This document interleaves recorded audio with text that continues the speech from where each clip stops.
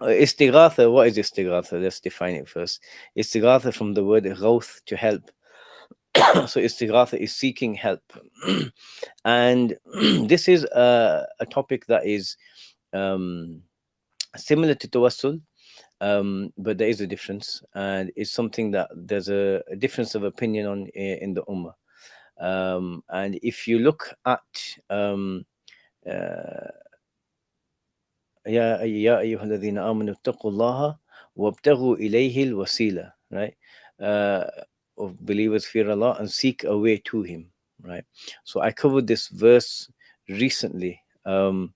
It's, I think it's verse 36 or 37 of Surah Al-Ma'idah. So if you look at the tafsir of that, which is on our YouTube page, our tawassul is covered there, right?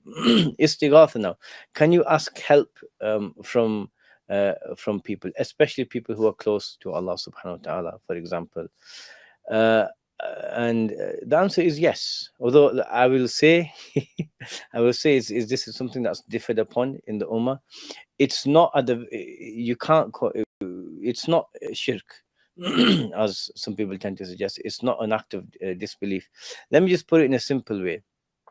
The Prophet told us, sallallahu alaihi wasallam, that the entire ummah, in a hadith in the Muslim Imam Ahmad and others, and the Sunan of Tirmidhi, he told Ibn Abbas that if all of humanity got together to try and benefit you, they couldn't if Allah didn't want it.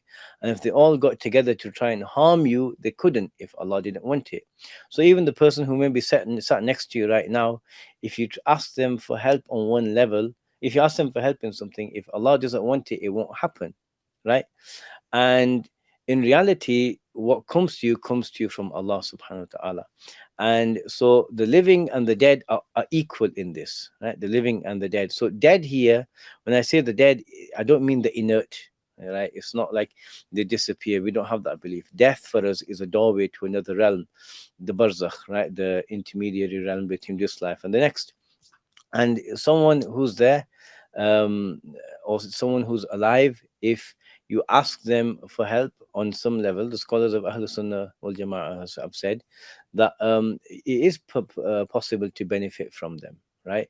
But in reality, where does that benefit come from, right? It comes from Allah, because if it hasn't been decreed for you, it won't come to you, right?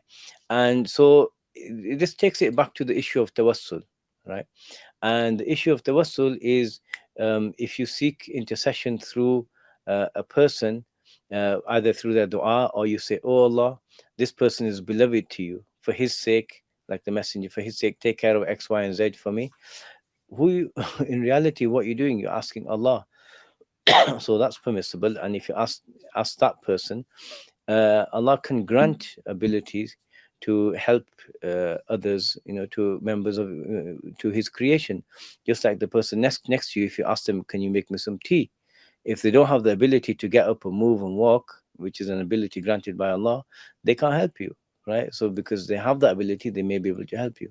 So it's I leave it there. I will say, not doing tawassul doesn't harm anyone at all. If you just keep asking Allah only, no problem.